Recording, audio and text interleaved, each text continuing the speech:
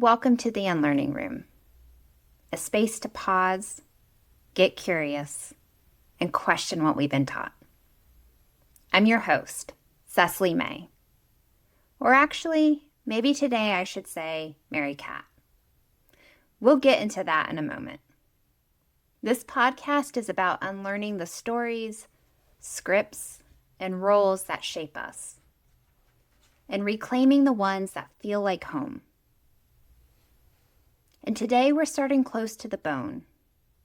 We're talking about names, identities, and the ways we bend ourselves into versions that feel safer for the world around us. So settle in, find a cozy spot, take a deep breath, and let's step into the room together. You know the old line from Shakespeare, "What's in a name? That which we call a rose by any other name should smell as sweet." And yes, a rose is a rose, no matter what we call it. But names matter, don't they? They're how people call us, claim us, introduce us. They hold history, lineage, belonging. Sometimes they hold love, and sometimes they feel like control. Whether we like it or not, names shape how the world sees us and sometimes how we see ourselves. So today I want to talk about names. Mine, yours, and what it means to unlearn who we thought we had to be. When I was born, my birth mother gave me the name Patricia Ann. That name held me for less than a day, before I was taken away from the person who carried me for 9 months. 1 hour of life with a name that disappeared as quickly as it came. 2 weeks spent in foster care, and I don't actually know what name they called me then. Their paperwork referenced to me as simply baby. I didn't even learn about Patricia Ann until I was 26 years old. And when I did, there was this strange dissonance. A name that technically was mine, but didn't feel like it belonged to me. And I wonder sometimes, how many of us carry names, identities, or expectations that belonged more to someone else's story than our own? At nearly 3 weeks of age, I became Mary Catherine. That's the name on my legal documents, my diplomas, my driver's license. It's the name adults used when they needed to get my attention in a crowd or scold me when I was in trouble. Sometimes this name feels grounding. Yeah, that's me. Other times it feels heavy, because Mary Catherine, in that sharp parental tone, trained me to associate my own name with being too much, too loud, too intense for others. Still, Mary Catherine was the name that I belonged to and that I grew up with. Along the way, like so many of us here in the States, my name got shortened and reshaped. For the majority of my life, friends and family have known me as MC and Mary Cat. Those names carry stories of childhood shenanigans, swim meets, friendships, nearly 2 decades as a military spouse, and the daily rhythms of check-ins from loved ones. My dad had a very special name that he greeted me with since infancy and all the way until he was on his deathbed. And that was Mary C., often followed with, "How you be, my little chickadee?" The way he said Mary C. was different. It was the same as if he said, "I love you." It was laced with belonging and acceptance of who I was. It meant I was enough and never too much. And then there were last names. My birth mother's name, the name of my family, the name I accepted when I married. Each felt like both an addition and a subtraction. Each shift felt like belonging to one group while losing connection to another. It almost feels like being an elite member of a club. When I was 21 and newly married, I remember sitting in the Social Security office, paperwork in hand. I had planned to keep Mary Catherine Eason, my maiden name, alongside my new married name. I felt so much excitement to finally have a say in my name and merge these two versions of myself together. But there at the window, with urgency in tone, I was told I had to drop one, either Catherine or Eason. Both names, in different ways, held equal amounts of my identity. In that cramped government office, I felt forced to say goodbye to a name that felt like home, a name I never dreamt of letting go, a name I still grieve. I dropped Eason, and my dad also carried grief about that until his passing 5 years later. That moment was both claiming and erasing all at once. Our last names are often symbols of who claims us, and for me, as an adoptee, it was a special link to my dad, who I loved and admired and was proud to be a part of his family line. And I felt the weight of that shift deeply. And on a happier note, there are the names I collected in motherhood. Almost 12 years ago, I became Mama. That name cracked me open in ways I couldn't have imagined. It's both the most ordinary and the most sacred name I'll ever carry. But what is even more extraordinary than Mama is Mimi, the version my daughter has given me, with all the affection and belonging only she can bring. When she calls me Mimi, it's like being named by love itself. And then there's the name you've heard me use here, Cecily May. I chose this name. It wasn't given to me. Cecily May was created. A compass, an anchor, a container. The feminine version of my dad's name, Cecil. May, carefully chosen from his family line. But if I am completely upfront, it's more directly from my soul dog, Darcy May, who taught me so much about unconditional love and choosing people who see you. Those who know me personally have heard many a story of Darcy May. She was my constant companion through my 20s and into my 30s, my emotional anchor through grief, long stretches of being a military spouse in new towns, the intensity of transitions, and the loneliness of having to start over in a new community every couple of years. She was steady love, and in some ways, Cecily May carries that steadiness too. Cecily May became the name I used online when I started writing on social media. She gave me courage. She felt safer, softer, more palatable. And really, Cecily is a hell of a lot easier to remember or spell out than Mary Catherine. This choice of name gave me permission to speak boldly again, to rediscover my voice in a broader way, allowing me to be vulnerable without being too raw for those attached to me. She was in many ways a shield I originally framed as for myself. But really, she was a shield for those who felt threatened by my truth. I thought that if I could detach Mary Catherine from my online presence, then those around me could more easily digest my muchness with my newfound ways of expressing myself and processing life through my writing. If I'm completely honest, it was kind of an accident how the name morphed into so much more than a quiet little space on Instagram. Cecily May has become my brand. I have built an entire business around this name, and it's a part of me now. It feels like an additional nickname, except that lately I felt a heaviness attached to carrying this name. Not only because of the energy it takes to keep a business running under this name, but also because I realize I'm not sharing the fullness of who I am. Cecily May is empowering and safe. Never has it been fake, but rather it's acted as a bridge. But this name doesn't represent all of me. It doesn't always leave room for the Mary Cat who has so many more parts to her than the space online that can't be packaged neatly into a brand.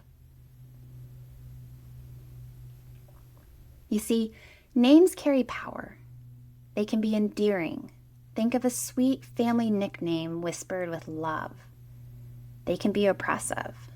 Think of a name shouted in anger, or one you never chose but were forced to carry. What it really comes down to is a name is not the whole of who you are. It's a pointer, a container, a way for others to find you, see you, call you.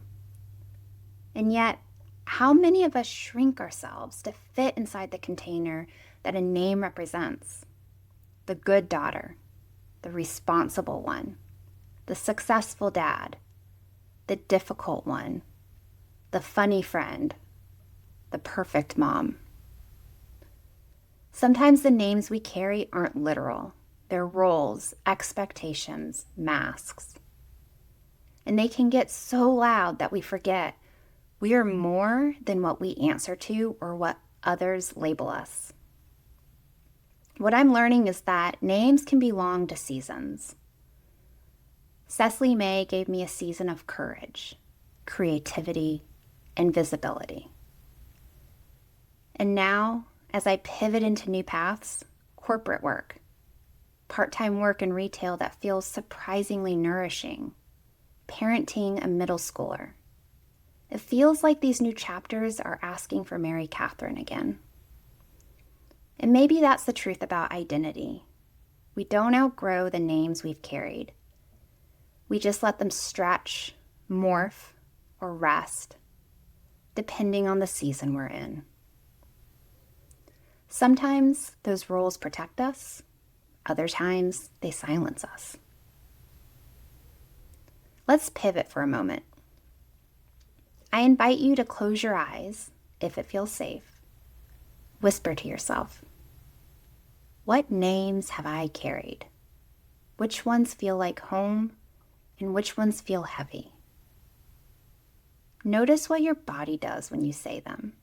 No judgment, just curiosity. There's neuroscience here too. Our brains crave categories.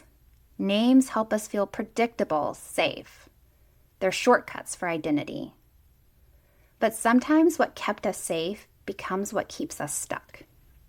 Think about immigrants whose names were shortened or changed to Ellis Island. Women giving up maiden names for marriage or reclaiming them after divorce. Indigenous people reclaiming names erased by colonization.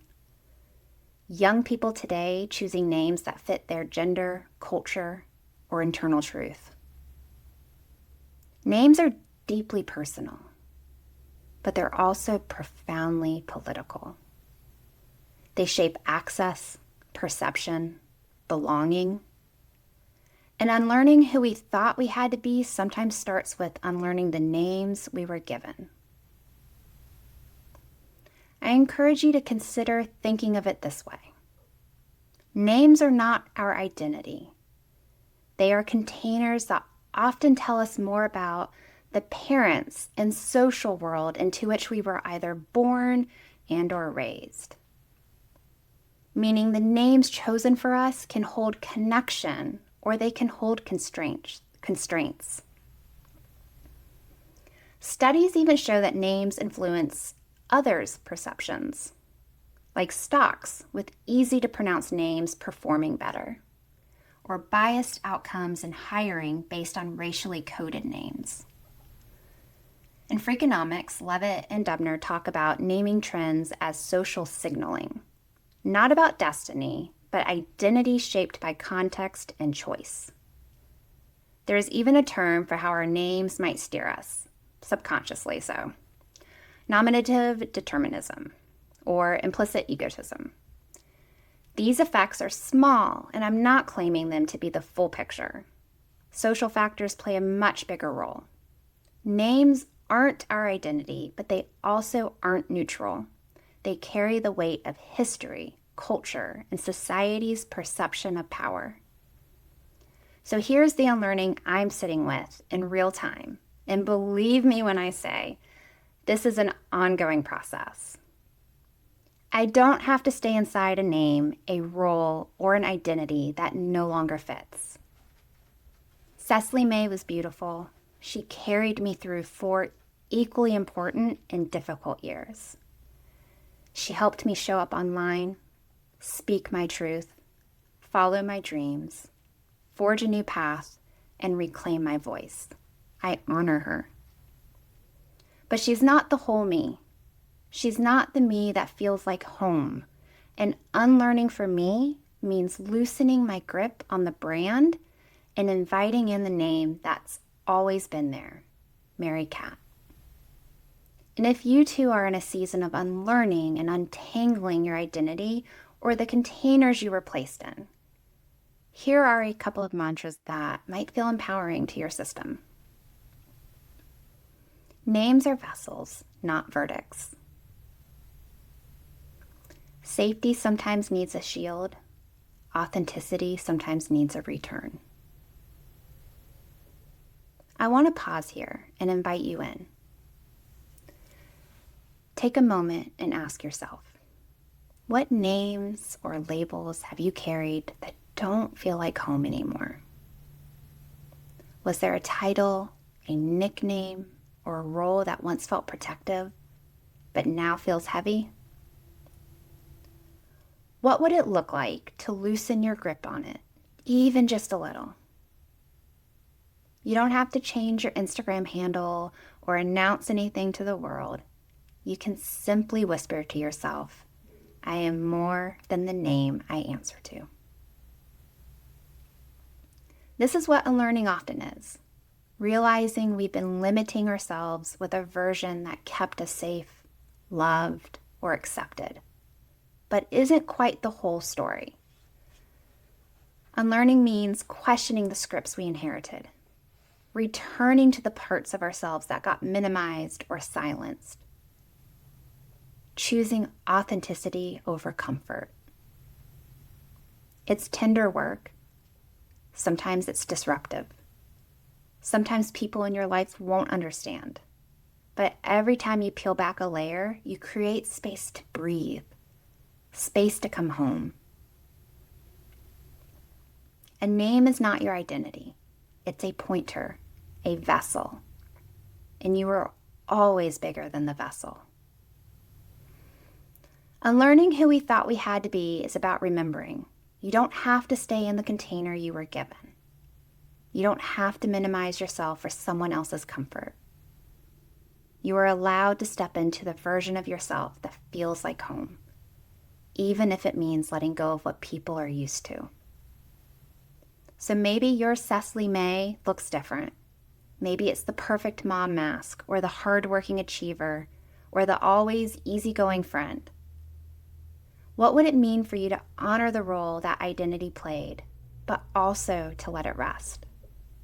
To say thank you, and then step into something that feels more aligned. This podcast is called The Unlearning Room, and I can't think of a more honest step than this one. So will you hear me here as Cecily May or Mary Cat? Honestly, maybe both. Maybe I'll add Mary Cat to my profiles, maybe not. But what matters is this. I don't want to minimize either part of me anymore. There is a quote by the Mad Hatter from Alice in Wonderland that has been playing in my head on repeat for the past year that feels very aligned with my story. You're not the same as you were before. You are much more muchier. You've lost your muchness. Cecily May carried me when I needed her most. And Mary Cat is the name that feels like home. Right now, I'm learning how to hold both, the brand and the bone, the public voice and the private soul, the online presence and the muchness. So thank you, Cecily, for carrying me. Thank you for being a container when I needed one. And thank you, listeners, for letting me be witnessed in this shift. because this podcast isn't about performance. It's about presence. And I want to be fully present with you. Thanks for stepping into the Unlearning Room with me. I've really enjoyed our time together. If something stirred in you today, titrate it slowly or bring it into conversation. That's where the unlearning begins. New episodes drop weekly-ish. You can find me on Instagram at the Unlearning Room Podcast or visit CecilyMay.com. Until next time, stay curious and stay kind to the parts of you still learning.